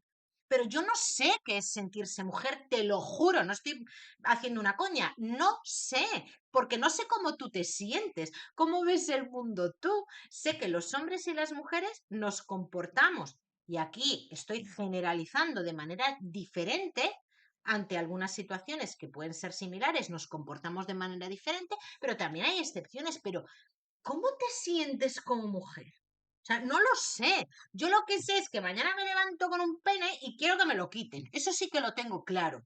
Y esta conversación yo me acuerdo tenerla en la universidad. Por eso no entendía a la gente que decía, me siento mujer, pero quiero mantener mi pene. Pues no entiendo desde mi perspectiva, ¿sabes? O sea, pero ¿qué es sentirse mujer si yo no puedo hacer alusión a mi condición o a mi sexo sin referirme a los estereotipos? Sentirse no significa nada. Yo me puedo sentir registrador de la propiedad y no serlo. No, Quiero bueno, decir, es al más, final, yo toda mi vida me he sentido rica y esto es real. O sea, yo siempre he pensado que he nacido en la familia equivocada, que yo tenía que tener más dinero, pero eso no cambia la realidad. O sea, es así. Begoña, hay un montón de preguntas en el chat que te las voy a leer. He seleccionado algunas que me parecen tremendamente interesantes, pero quiero hacerte la última pregunta antes de leértelas. Em, ¿Vosotros, o tú en concreto, los abogados, estáis viendo algún tipo de evolución? Más o menos has dicho que sí, pero ¿estáis viendo algún tipo de evolución en lo que estáis viendo en los juzgados con respecto a la aplicación de estas dos leyes, de la Ley Integral de Violencia de Género y de la Ley Trans, quizás en menor sentido? Es decir, desde que se pusieron en vigor, ¿estáis viendo que la forma de, no sé, responder ante estos casos o de llevarlos en un juicio em, son diferentes ahora a cuando se aplicaron? Y en el caso de que sea así o no, ¿crees que esto podría cambiar en el futuro, en el hipotético caso de que estas leyes sigan o en el hipotético caso de que con un gobierno nuevo en España, por ejemplo, estas leyes se deroguen? Es decir, ¿qué evoluciones ves tú desde que empezó esto a aplicarse hasta ahora y qué evoluciones futuras puedes atisbar o crees que puedes llegar a ver? No, yo no creo que se vaya a derogar la ley de violencia de género ni con este ni con el siguiente gobierno. No, no, es que no se va a derogar la ley de violencia de género porque hay muchas personas que se dedican exclusivamente a la violencia de género, desde los tribunales de violencia de género, asistentes sociales, centro de información a la mujer, todo lo que se ha generado. Esto no se va a acabar de hoy para mañana, pero lo que sí que he visto, por lo menos en mi práctica profesional, es que a la hora de condenar a un hombre, yo veo, por lo menos en los casos que yo llevo, se exigen más pruebas que antes, o por lo menos yo noto fiscales más flexibles. Pero claro, depende, esto es como siempre, depende del fiscal que te toque, depende del caso que se trate, depende. Pero no creo que esto se vaya a terminar en la próxima legislatura, ni de broma, vamos, ni de broma. Yo tampoco lo creo, pero porque te digo que estas ideas están fomentadas desde fuera de España y mediante Claro, claro, poderes claro, esto viene de los fuera. cuales no tenemos capacidad de respuesta. No la tenemos porque no somos un país soberano, No, realmente. O nuestra soberanía no, está muy limitada. sí, Eh, Te voy a leer las preguntas y además voy a empezar por los superchats, porque si no la gente me pega. Que aquí Serka se ha dejado 10 euros muy, y me critica. Me gustaría saber con qué tipo de feminismo os sentís cómodos o apoyáis ambos y qué propuestas feministas haríais, según vuestro criterio y concepto de feminismo, o si no hay necesidad de feminismo. Bueno, yo, si quieres, respondo primero. Serka, yo te recomiendo, lo voy a poner además aquí en el canal, el artículo que en la revista nuestra, La Razón Comunista, publicó mi pareja, Alicia Melchor Herrera, titulado Patriarcado y Género, mitos fundacionales del feminismo. Porque yo creo que con que leas eso ya puedes entender qué postura tengo yo con respecto a esta cuestión. No sé si Begoña quiere responder si te sientes identificada con algún tipo de feminismo o si eres, que tampoco pasa nada por decirlo, si eres antifeminista. no, a ver, es que no me gusta ponerme en un colectivo, nunca me ha gustado, nunca he sido de colectivos ni de grupos. Yo te voy a decir mi opinión y a lo mejor aquí me quedo sola. Y a lo mejor se hace un clip viral y me odia todo el mundo. Yo creo que los hombres y las mujeres no somos iguales. No somos iguales. Esta es mi percepción. Yo no, vamos, no soy experta en la materia, ¿no? Pero no soy socióloga, no tengo ni psicóloga, pero yo creo que los hombres y las mujeres no somos iguales. ¿En qué reivindico yo la igualdad? Cuando desempeño el mismo trabajo que un hombre. Por ejemplo, en mi trabajo, yo no, a mí además te diré una cosa, cuando muchas veces compañeras de profesión me dicen, no, es que tal, a mí eso no me ha pasado jamás, porque yo sé poner los límites. Yo sé poner los límites. Yo cuando estoy trabajando como un hombre, a mí me vas a tratar con el mismo respeto que a un hombre. Pero no soy igual que un hombre. No soy igual que un hombre, no me considero inferior que un hombre, me considero diferente a un hombre y no estoy a favor de la discriminación positiva. Ahora bien, creo que todo esto, esta última corriente de los últimos años del feminismo, ha abierto, y lo decía antes, pues debates sobre, por ejemplo, las oposiciones de policía, las oposiciones a bombero o tal, que digo, madre mía, esto ya lo teníamos superado, ¿no? Y yo creo que hay mujeres muy buenas profesionales en la policía y creo que no debería de abrirse ahora mismo esa brecha. Pero no, yo no me considero igual que un hombre. No quiero que me traten igual que a un hombre. Te voy a explicar en qué, ¿vale? Porque esto ya viene de largo. Mira, yo vengo de una familia muy numerosa y yo observo a mis primos y a mis primas. Nos comportamos de manera diferente. Esta es mi vivencia, luego cada uno que tenga la que quiera. Yo tengo amigos y tengo amigas y yo veo cómo se relacionan los hombres entre ellos y cómo nos relacionamos las mujeres entre nosotras. Luego hay alguna persona díscola como yo, que a lo mejor no soy al 100% pues como el resto de las chicas, ¿no? Porque tengo, a veces me llevo mejor con los tíos en algunas cosas, ¿no? Pero no me gusta que me traten igual que a un hombre. Yo en esto soy muy clásica, será que ya soy vieja, pero creo que hay cuestiones de cortesía que se han perdido y que eran muy bonitas, como por ejemplo que te abrían la puerta. Yo soy una persona muy autosuficiente y muy independiente, pero creo que estamos perdiendo eso que nos diferenciaba a los hombres de las mujeres, el trato. Y luego muchas mujeres se quejan, ¿no?, de esto. Lo que pasa es que no lo dicen públicamente, pero aquí estoy yo para decirlo. Muchas mujeres que se quejan. No somos iguales. No somos iguales. Yo lo Yo, que bueno, quiero que la gente tenga claro es que yo no me considero igual que un hombre. No me considero inferior, me considero diferente. Diferente. yo por aportar algo, si me lo permites, es que evidentemente nadie está en contra de la igualdad ante la ley, o nadie es sensato, pero lo que sí puedo decir con respecto a esto es que las mujeres desprecian a los aliados. Ah, sí, sí, totalmente. Sí, en su fuero No interno. seáis, chicos, no seáis aliados nunca, nunca más. No, No no, es no. conveniente. Más no es Yo bueno para vosotros. desprecio a los aliados y desprecio a los hombres que en una cita te dicen pagamos a pachas, muérete. En la primera cita, muérete, desapareces, fúmate de mi vida. O sea, no vas a llegar a la siguiente cita. Vamos a leer la siguiente, si te parece. Esta también es super chat. Bueno, esta más que pregunta es una. Bueno, no es una pregunta, es una reflexión realmente, pero la voy a leer. A ver, Aristarchus, que además lo hace desde Twitch. La ley no ampara el abuso del derecho o el ejercicio antisocial del mismo. Todo acto u omisión que por la intención de su autor, por su objeto, por las circunstancias en que se realice, sobrepase manifiestamente los límites normales del ejercicio de un derecho, con daño para tercero, dará lugar a la correspondiente indemnización y a la adopción de las medidas judiciales o administrativas que impidan la persistencia en el abuso. No sé si quieres comentar este comentario. Yo creo que Valga la lo, redundancia. lo has copiado de algún artículo porque esto es que aquí no hay ninguna pregunta. Está haciendo una No, no, pues es manifestación. una reflexión, pero quería ponerla por si querías comentar algo. Yo no sé si lo ha copiado o el tío Me sabe de parece leyes o copia, qué. me parece la copia de un artículo.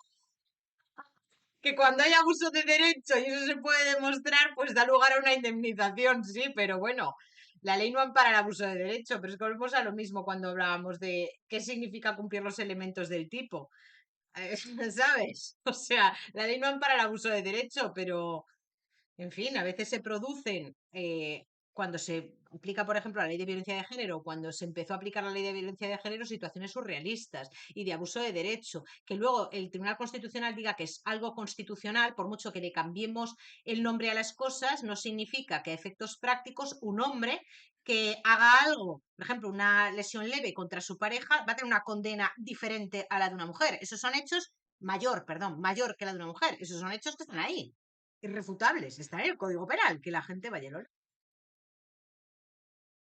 Bueno, pues nada, el rincón del vago hemos tenido en este momento aquí.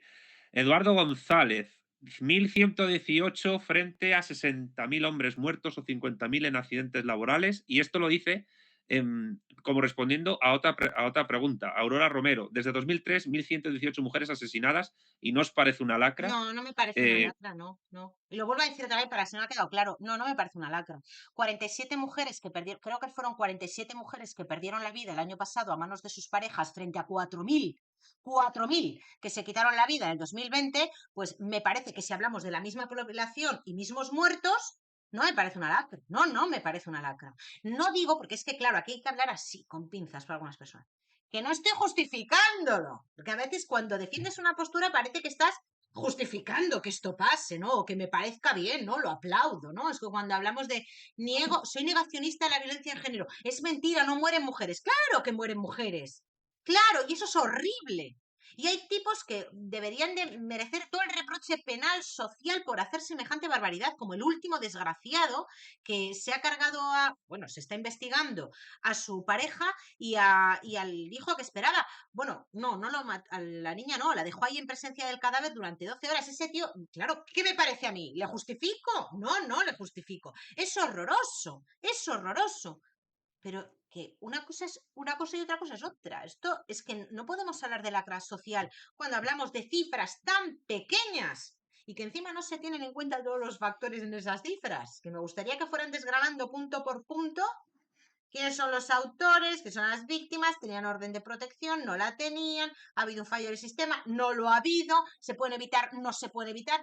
Aquí la pregunta es, ¿todo lo que se está destinando a este campo de violencia de género sirve para algo? No, no, porque encima sí, las para mantener chiringuitos, ya, para mantener pero no chiringuitos. a efectos prácticos. Y te lo digo Ah, yo, bueno, que llevo mujeres víctimas. No, porque las mujeres que tienen un enganche emocional y una dependencia de ese hombre, por muchas órdenes que les pongas, van a incumplirlas ellas. Por ejemplo, lo que pasó esta semana. Las incumplen ellas. Luego hay muchas que utilizan la ley de violencia de género. Pero no, y encima las que mueren, desgraciadamente, muchas tampoco tienen presentada la denuncia. ¿Sabes? Es que ese es el problema y no se puede hacer más. Vale, o sea, no, por mucho que tú pongas un punto morado en un banco o hables con una mujer, mirad, es que cuántas veces, de verdad, es que da muchísima rabia. He hablado yo con mujeres que han sufrido violencia real en casa, ¿eh? Y yo, mira, porque él, porque tal, porque cual. Y le dices, ¿por qué aguantas esto? Ya es que es verdad. Y empiezas a rascar ahí. ¿Y de dónde vienes? ¿Y qué viviste en tu infancia? Esto lo hago yo, no tendría por qué hacerlo, que para eso están los psicólogos cuando hacen una evaluación. No, mi padre era alcohólico, le pegaba a mi madre, o problemas de pobreza o tal. Y al final, lo dije hace poco en un vídeo, cuando tú le preguntas, ahí es donde está el problema real. Cuando tú le preguntas a alguien, cualquiera, independientemente del estrato social, de la cultura, a cualquiera, que te defina el amor, todo el mundo te va a definir el amor más o menos de la misma manera. Es cariño, es respeto, somos paras. Pero otra cosa diferente es como tú percibes ese amor, como tú concibes ese amor. Y desgraciadamente, esto lo dicen los psicólogos, en los 5 primeros años de vida se conforman ya las herramientas emocionales. Como me decía a mí una psicóloga, antes de que a un hombre le salga el primer pelo en un huevo y la mujer tenga la primera menstruación, en su esquema mental ya tendrá la estructura de lo que le va a gustar en el otro.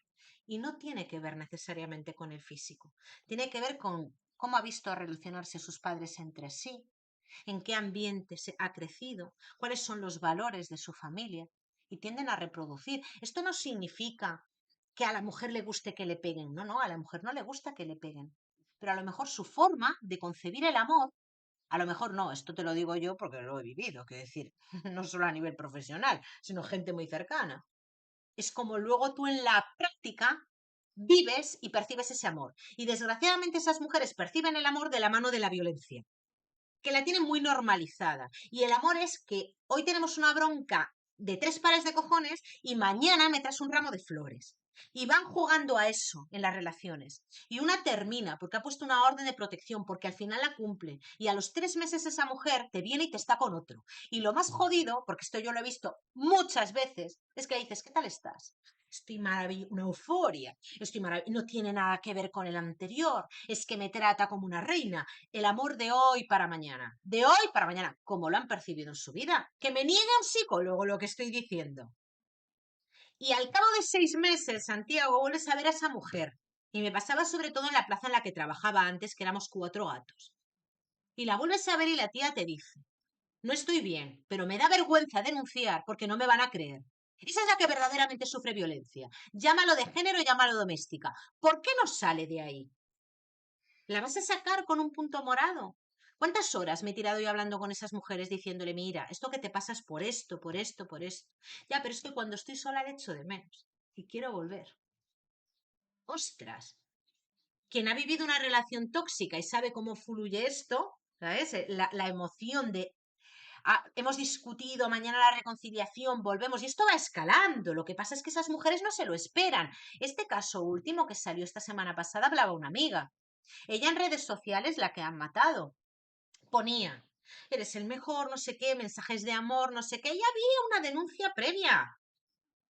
Eso va escalando. Un día es una bofetada, otro día tal, hasta que un día te da un mal golpe y te deja en el sitio. ¿Cómo? A ver, a mí que me expliquen cómo vamos a solucionar eso de dos adultos que tienen capacidad de moverse, que tienen autonomía. ¿Les encerramos a los dos? Porque sí, la orden de protección es un papel. Le metemos en prisión, que es que ya hay mucho desconocimiento y lo que más me joroba es la trivialidad con la que se tocan estos temas desde el asqueroso Ministerio de Igualdad. Ya me voy calentando, pero es que es verdad. Es como vamos a poner un punto morado y le vamos a decir al tío que maltratar está mal. Ya, si ese fuera el problema. Si ese fuera el problema. Begoña, yo cerraría el Ministerio de Igualdad. ¿Tú lo Yo cerrarías? también, por favor, es una vergüenza, pero porque estamos hablando de temas muy profundos que tienen que ver más que nada con la psicología de un ser humano, de cómo vive las relaciones un ser humano y que no se puede tratar desde la etapa adulta, por muy plástico que sea el cerebro, salvo que las partes se sometan a terapia de forma voluntaria. Y las partes no se someten a terapia voluntaria, se pueden someter un tiempo, pero estamos hablando de pulsiones muy primitivas, que no son fáciles de controlar. Puedes hacer mucha terapia, pero te gusta lo que te gusta, desgraciadamente. Te gusta lo que te gusta. Y cuando termines esa relación con ese tío que te maltrata, Vas a entrar en Tinder y te vas a fijar, no es que tengas tú un imán, y te estoy hablando a través de una psicóloga que conoce el tema. No te vas a fijar en el bonito que te trata, que tal, que no. Porque ese le vas a ver como un calzonazos. Ese no te va a gustar. Te va a gustar ese que, aunque a priori lo veas diferente al anterior, va a ser el que te moje las bragas, ni más ni menos. Y ese va a ser el que te va a llevar al siguiente tema de violencia de género. ¿Cuántas veces lo he visto en el trabajo, coño? Es que eso es lo que, perdona que sea tan mal hablada, pero es que es un tema que me enerva. Cuando dicen negacionistas de violencia de género. No, no soy negacionista de la violencia de género como tú lo pretendes ver. No soy negacionista. Te estoy diciendo que hay problemas de relaciones tóxicas que no tienen que ver con que él es el hombre y ella es la mujer, porque también se producen a la inversa. Lo que pasa es que los hombres no lo verbalizan, o por lo menos no tienen las mismas consecuencias, a veces sí, porque los hombres actúan de manera diferente, pero ¿cuántos hombres hay que reciben palizas de estrato de la tía y vuelven con ella? Y vuelven con ella. ¿Tú no has tenido en tu grupo de amigos un tío que está con la tía que le mangonea, le trata como un trapo, le compara con todos sus amigos y luego vuelve con ella como un tontaina? Pues esto igual. Lo que pasa es que cuando pasa con las mujeres, pues a veces la cosa escala hasta el punto en el que ellas pierden la vida. Y es dramático. Y precisamente por eso no me gusta cómo frivoliza Irene Montero y todas las tiparracas estas con el tema. Porque son temas muy serios y que no se terminan de hoy para mañana, ni de broma, ni de broma. Claro. Mira, Zarks te pregunta, ¿España el peor país para vivir siendo hombre? ¿Se puede afirmar esto ya? Bueno, no, si te vas a un sitio en conflicto de guerra, Sí, no, claro. Yo creo que ahora en Ucrania se está peor que en España, la verdad. Me da ligera impresión. Pero bueno, pregunta contestada. Vamos a la siguiente. Mapa, me gusta tu nick. ¿Por qué los medios no tratan que más del 80% de los delitos de violencia de género es por alcohol, drogas y eso no tiene género? No sé si estos datos son ciertos. no sé si los datos son ciertos, pero es verdad que a mí me gusta mucho preguntar cuando llevo una mujer así. Jo, es que además siempre es lo mismo, de verdad. O sea, me gustaría hacer un estudio mío, ¿sabes? De todos los expedientes que yo tengo, sacarlos si yo tuviera tiempo, porque yo lo apunto todo. Yo cuando tengo una entrevista con una mujer y tal, lo voy apuntando. Me gusta muchísimo preguntar, ¿no? ¿De dónde vienes? Pues mira, soy de Rumanía y mi padre bebía alcohol y trataba así a mi madre, pero siguen juntos, curiosamente, ¿no? Y el resto de mis hermanos, pues dos divorciados, uno tal, que al final son dinámicas, son dinámicas. Mm, Detrás a veces hay alcohol, a veces hay drogas, pero yo lo que veo sobre todo son relaciones donde tanto la mujer, no quiero decir con esto que haya un perfil de mujer maltratada, yo creo que cualquier mujer puede recibir una torta en un momento determinado y no haber recibido, no haber tenido algo en la infancia raro, ¿no? O que no haya sido bueno para ella, pero las que reinciden en ese tipo de relaciones, si rascas, yo es mi experiencia, que hablen los psicólogos, detrás está el hombre que tiene una familia desestructurada detrás y la mujer la misma familia desestructurada, tío. Y vuelven y es que de verdad es como un imán, de hoy para mañana se adoran, a los 2 días a la gresca, a la gresca. Además, rápidamente tienen hijos, que eso es otra cosa que me llama mucho la atención. O sea, rápidamente tienen hijos porque van muy rápido en la relación. Es como que no les llegan. Son personas con una autoestima muy baja. Te hablo del hombre y de la mujer, con la autoestima muy baja, que utilizan al otro como un mecanismo para llenar sus carencias, para sentirse completos. Entonces, como conocen al otro y rápidamente ya es como mañana se casan, tienen un hijo, tienen dos y de repente como eso baja. Luego empiezan los problemas, las reconciliaciones otra vez. Yo es lo que he visto en mi práctica profesional. Yo no sé otros compañeros si han indagado tanto. A mí me gusta preguntar, me gusta mucho ver cómo se mueve la gente en las relaciones. Y desgraciadamente, yo ya cuando hablo con la mujer digo, buf, qué mal, porque a los 2 días o va a volver con él o va a buscarse otro igual. Acá tira al monte, que diría aquel. Mm. Bueno, dos preguntas quedan. Sabrina Amorós, ¿y cuál sería vuestra propuesta para aquellas mujeres o cualquier otra persona que efectivamente haya sido maltratada, pero no tenga pruebas para demostrarlo pese a ser verdad? ¿Qué opciones tendría? Vale, yo hace poco he tenido una consulta con una mujer y yo no le he llevado el caso por más que nada porque no sé que se va a archivar, sé que se va a archivar. A mí no me pagan por querer a una persona, ¿eh? No me pagan. Yo no, o sea, yo ahora os estoy contando o les cuento a tus seguidores que yo pregunto porque me interesa el tema, ¿no? Me interesa el tema, pero yo cuando viene un hombre o una mujer, sinceramente mi trabajo no es creerle o dejarle de creer, es saber qué pruebas hay. Y llevo una temporada con una mujer detrás que quiere que presente una denuncia y yo no lo veo porque se va a archivar. Se va a archivar porque no tiene absolutamente pruebas de nada, cero, cero. Entonces que se vaya otro abogado y luego la solución que yo le doy, pues mira, a veces, y esto lo he hecho muchas veces en el canal, lo que aparece en una sentencia no es la verdad, es lo que se ha podido probar. Sí, Y a veces lo que se ha podido probar no tiene nada que ver con lo que ha pasado. Entonces, hay muchas personas que yo no dudo, que digan, ni dudo ni dejo de dudar de que lo que están diciendo es verdad, pero no se puede probar. Entonces, no van a encontrar por esa vía la paz o el sosiego que a lo mejor están buscando a través de la justicia, ¿no? Lo de que se haga justicia, ¿no? Bueno, a veces la única manera de hacer justicia es perdonarte a ti misma, no porque tengas la culpa de nada, sino perdonar los acontecimientos que pasaron y hacer terapia para que no te vuelvan a pasar. Porque a veces yo veo a personas, esto ya al margen de violencia de género, que pues personas que han perdido un hijo y dicen que es una negligencia médica y pues no se puede probar, ¿no? ¿Y qué les vas a decir a esas personas? Que intenten buscar la paz en otro sitio, porque al final eso todavía da, hayas más desconsuelo cuando encima tienes una sentencia donde están absolviendo al que consideras culpable. pero Begoña, perdón que te corte. Con toda la tecnología científica que tiene la policía actualmente, te doy la razón en el sentido de que los abogados y la investigación policial y judicial siempre tienen sus limitaciones, porque una cosa es la verdad de lo que ha ocurrido y otra cosa es lo que vosotros en conjunto conseguís investigar y dilucidar. Pero ¿acaso no es cada vez más fácil detectar si ha habido un maltrato o no? Quiero decir, gracias precisamente a la aplicación científica a la investigación.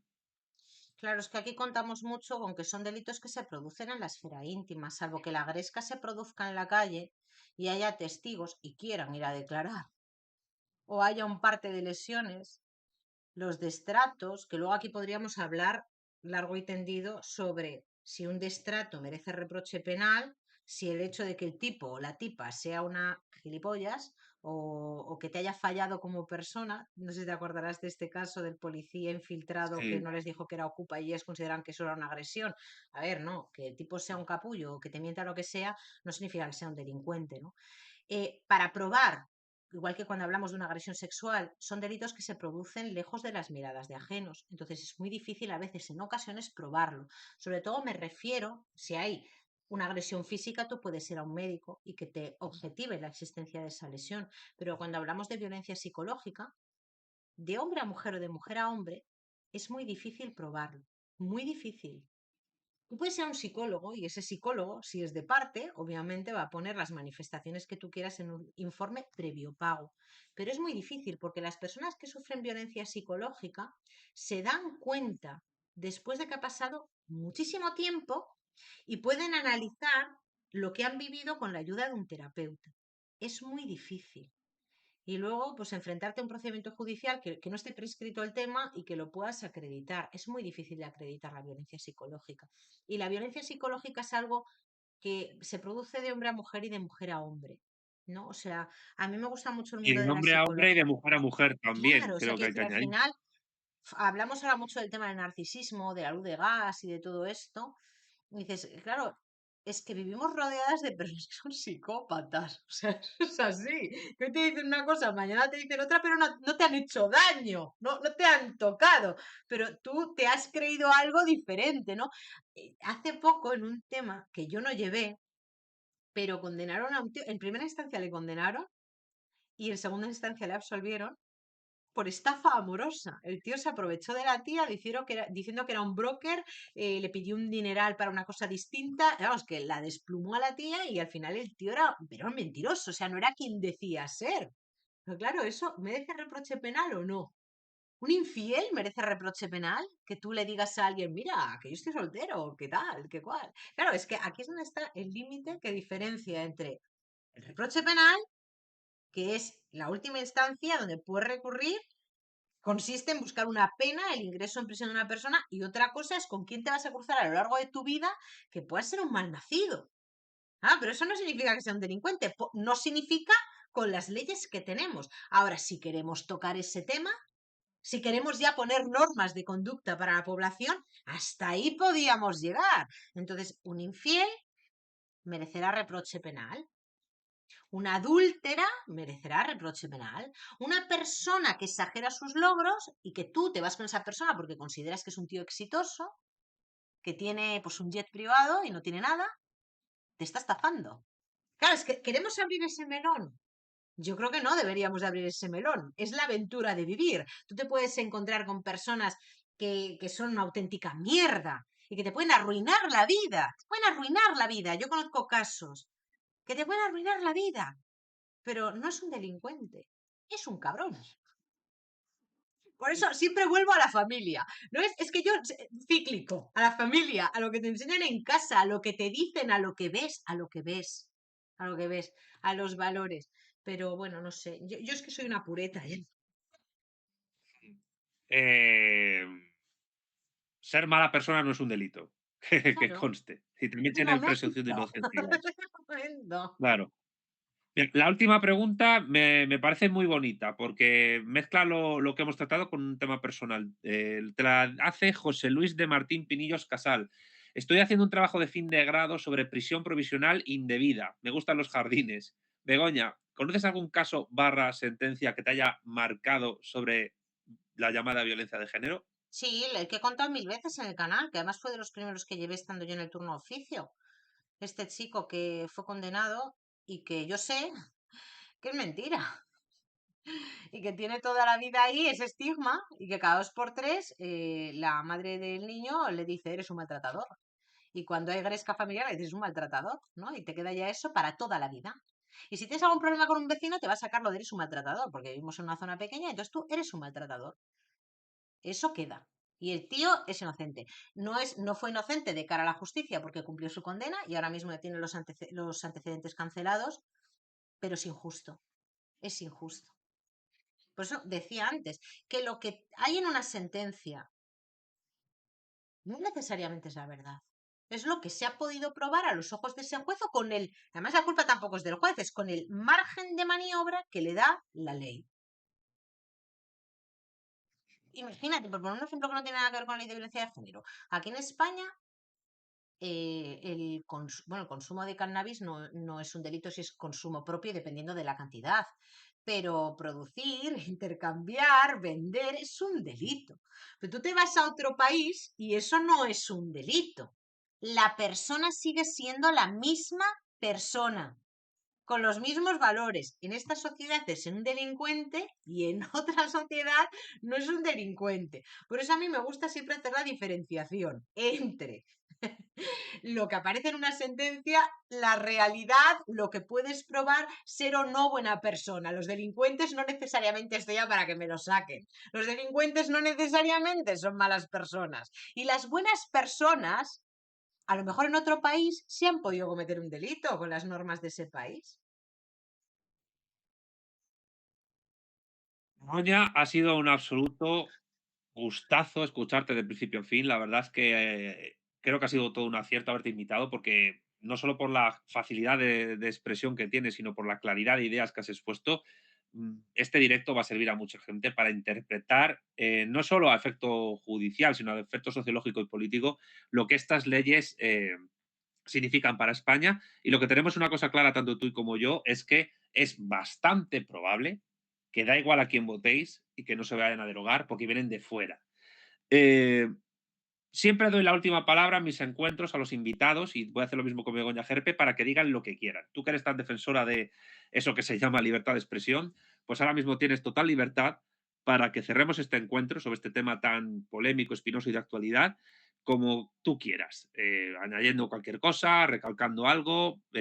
Tienes total libertad, Begoña, para decir lo que te dé la gana para terminar este vivo que hemos hecho. Vale, espero no extenderme mucho. Tú me das la libertad de expresarme en tu canal, pero la libertad de expresión que yo siento que tengo últimamente es bastante limitada o por lo menos cercenada desde el gobierno, con muchas leyes que tenemos, ¿no? Con las identidades y todo esto. Pero bueno, yo lo que quiero decir es que la gente, a mí me gustaría que tuviera la mentalidad crítica, crítica de verdad. Que cuando yo hablo de la ley de violencia de género, y me centro en el género para decir que yo no considero que se tenga que denominar violencia de género, no estoy negando la existencia de las cifras, no estoy negando, no estoy aprobando, no estoy justificando las agresiones que se producen a las mujeres, ni muchísimo menos. Simplemente creo que es un problema bastante más profundo y que no hay que analizarlo con la trivialidad que lo analizan desde el Ministerio de Igualdad, que no sirve para nada, y que además considero que las personas que están al cargo no están preparadas ni tienen contacto directo con mujeres que realmente han sufrido violencia. Y que luego, lo que digo, que la gente tenga una mentalidad crítica. Ni todas las mujeres son unas mentirosas, aprovechadas y qué tal, ni todos los hombres son unos delincuentes potenciales agresores. Creo que habría que analizar cada caso en concreto y todos los factores que influyen en la ecuación. Pero en España, por desgracia, tenemos una justicia muy colapsada, muy lenta y a veces yo por lo menos la sensación que tengo en estos casos de violencia de género, y no sé si pensarán lo mismo que yo los compañeros, es que metes el atestado por una máquina y te sale la sentencia por el otro y allí nadie analiza, ¿no? Como en los juicios que vemos a veces representados en series de televisión, qué es lo que realmente ha importado, lo que ha pasado, el por qué no importa.